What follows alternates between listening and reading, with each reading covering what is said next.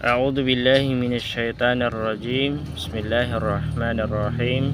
Assalamualaikum warahmatullahi wabarakatuh. Mga kapatid sa pananampalatayang Islam, magandang umaga sa ating lahat.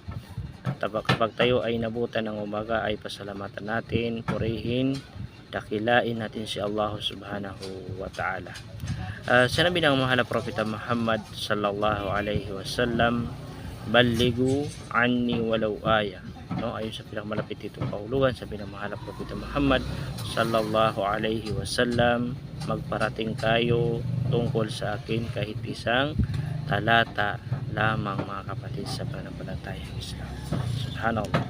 Bilang isang Muslim ay tayo ay mag-aanyaya o magda'wa sa mga kapatid natin o mga kababayan natin na hindi pa Muslim kung paano nila maintindihan kung ano yung kagandahan ng ating relihiyong Islam, mga kapatid sa pananampalatayang Islam. Dahil ito po ay obligasyon ng bawat Muslim na may parating natin sa mga hindi Muslim o non-Muslim kung ano yung Islam at kung sino ang tunay na Panginoon na karapat dapat sambahin, mga kapatid sa pananampalatayang Islam. Kaya naman bilang isang mananampalataya ay kinakailangan natin pag-aaralan ng ating relihiyong Islam. Assalamualaikum warahmatullahi wabarakatuh.